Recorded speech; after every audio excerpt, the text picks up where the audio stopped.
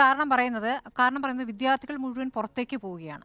അതിന് തടയിടാൻ ഇതിന് സഹായിക്കും എന്ന രൂപത്തിലാണ് പറയുന്നത്. ഇവിടെ ഹാർവാർഡിന്റെയും കൊളംബിയയുടെയും യൂണിവേഴ്സിറ്റികളൊന്നുമല്ലല്ലോ തുടങ്ങാൻ പോകുന്നത്.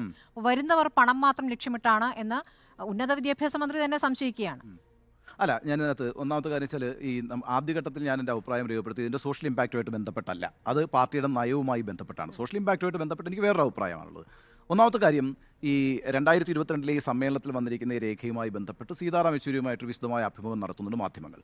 അതിനകത്ത് അദ്ദേഹം പറയുന്ന കാര്യം എന്ന് വെച്ചാൽ, ഇത് ചോദിക്കുന്നുണ്ട്, വിദ്യാഭ്യാസ രംഗത്ത് കച്ചവടത്തെ പ്രോത്സാഹിപ്പിക്കുന്ന ഒരു നയമാണല്ലോ ഇതെങ്ങനെയാണ് പോളിറ്റ് ബ്യൂറോ, ഇത് എങ്ങനെയാണ് CPM നയമാകുക, അതല്ലെങ്കിൽ ഏകപക്ഷീയമായി ഇത് മുഖ്യമന്ത്രി അവതരിപ്പിച്ചിരിക്കുന്ന ഒരു നയമാണോ എന്ന് ചോദിക്കുമ്പോൾ സീതാറാം യെച്ചൂരി അർത്ഥശങ്കയ്ക്കിടയില്ലാത്ത വിധത്തിൽ പറയുന്നു, മുഖ്യമന്ത്രി പിണറായി വിജയനല്ല ഈ രേഖ അവതരിപ്പിച്ചിരിക്കുന്നത്, CPM പോളിറ്റ് ബ്യൂറോ അംഗമാണ്, ഏറ്റവും മുതിർന്ന പോളിറ്റ് ബ്യൂറോ അംഗമാണ്, അദ്ദേഹമാണ് ഇത് അവതരിപ്പിച്ചിരിക്കുന്നത്.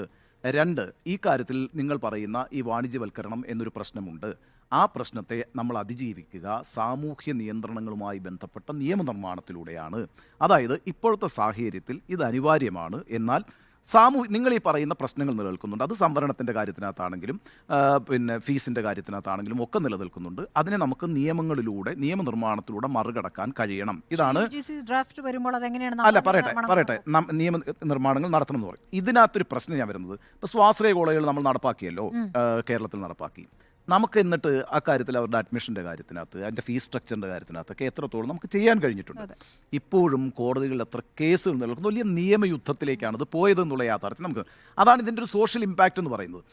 ഈ തത്വത്തിൽ ഇത് CPM അംഗീകരിച്ചിട്ടുണ്ട്. പിന്നീട് നാഷണൽ എഡ്യൂക്കേഷണൽ പോളിസി വരുന്നതിൻ്റെ ഭാഗമായിട്ട് പോളിറ്റ് ബ്യൂറോ പറയുന്ന കാര്യവും ഈ കാര്യവും തമ്മിൽ ഭിന്നതയുണ്ട് എങ്കിൽ, ഇന്നിപ്പോൾ CPM പോളിറ്റ് ബ്യൂറോയിലെ ഏറ്റവും മുതിർന്ന അംഗമായിട്ടുള്ള പിണറായി വിജയൻ നേതൃത്വം കൊടുക്കുന്ന ആ നവകേരള വികസന രേഖയുടെ ഭാഗമായി വിദേശ സർവകലാശാലകളെ കൊണ്ടുവരാൻ ഞങ്ങൾ ശ്രമിക്കുന്നുവെന്നും ഞങ്ങൾ ബന്ധപ്പെട്ടുകൊണ്ടിരിക്കുന്നു എന്നും എന്തുകൊണ്ട് പിണറായി വിജയൻ പറയുന്നു? അത് വളരെ മുമ്പല്ല പറഞ്ഞിരിക്കുന്നത്. ഈ പറഞ്ഞ നവകേരള സദസ് ഇപ്പോൾ സമാപിച്ചിട്ടല്ലേ ഉള്ളൂ. 2 മാസം മുമ്പ് ഈ കോഴിക്കോട് നടക്കുന്ന പ്രഭാത ഭക്ഷണ പരിപാടിയിലാണ് അദ്ദേഹം പറയുന്നതായിട്ട് പിന്നീട് പിറ്റേ ദിവസം മാധ്യമങ്ങൾ റിപ്പോർട്ട് ചെയ്യുന്നത്. അപ്പോൾ അതുകൊണ്ടാണ് ഞാൻ പറഞ്ഞത്, അതൊക്കെ ഈ ആർബിന്ദു അടക്കമുള്ള ആളുകൾ ഇരുന്ന സമയത്താണല്ലോ ഈ പ്രഭാത ഭക്ഷണ പരിപാടിയൊക്കെ നടന്നത്. പിന്നെ ഈ ശ്യാം ബി മേനോൻ്റെ ഉന്നത കമ്മീഷനും ഈ കാര്യമാണ് പരിശോധിച്ചിട്ടുള്ളത്.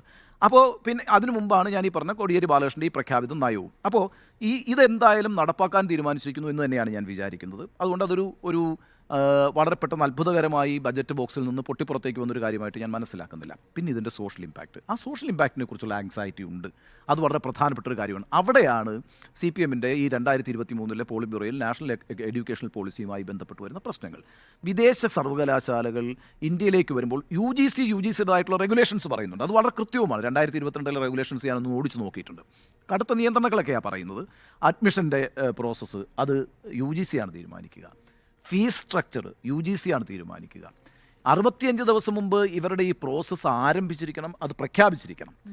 അതുപോലെ തന്നെ ഈ പറഞ്ഞ കണക്ക് ക്യാമ്പസുകൾ തുടങ്ങിയിട്ട് വേണമെങ്കിൽ ഇപ്പോൾ ഹാർവാർഡ് യൂണിവേഴ്സിറ്റി ഇവിടെ ക്യാമ്പസ് വന്ന് തുടങ്ങി, അത് 2ാമത്തെ ദിവസം അവർക്ക് വേണ്ടാന്ന് തോന്നി പൂട്ടിക്കെട്ടി പോകാൻ പറ്റില്ല. അത്തരത്തിലുള്ള വലിയ ശക്തമായ നിയന്ത്രണങ്ങളൊക്കെയാണ് കൊണ്ടുവന്നിരിക്കുന്നത്. അപ്പോഴും ഈ പറയുന്ന സാമൂഹിക നീതി നടപ്പാക്കാൻ ഈ വിദേശ സർവകലാശാലകൾ ശ്രമിക്കുമോ? അവരതിനകത്ത് നിർബന്ധിതരാകുമോ നിയമപരമായി? ഈ പറയുന്ന ഫീസിൻ്റെ അടക്കമുള്ള കാര്യങ്ങൾ, ഈ പറയുന്ന നമ്മളിപ്പം സാമൂഹ്യ നീതി എന്ന് പറയുമ്പം ജാതി നീതി മാത്രമല്ലല്ലോ, നമുക്കിപ്പോൾ ഈ പറയുന്ന പല ലേയേഴ്സ് ഉണ്ടല്ലോ, സാമ്പത്തികമായ പല ലേയേഴ്സ് ഉണ്ടല്ലോ, അതെല്ലാം നമ്മൾ വിദ്യാഭ്യാസ മേഖലയിൽ കൊടുത്തുകൊണ്ടിരിക്കുന്ന കാര്യങ്ങളാണ്. അത് നടപ്പാക്കാൻ ഇവർ തീരുമാനിക്കുമോ? ഇത്തരം കാര്യങ്ങളിലൊക്കെ ആശങ്കയുണ്ട്. അതെനിക്കും ആശങ്കയുള്ള കാര്യമാണ്. അത് ഏത് രീതിയിലാണ് നമ്മുടെ വിദ്യാഭ്യാസ മേഖലയെ ബാധിക്കുക എന്നുള്ള കാര്യം വളരെ പ്രധാനമാണ്.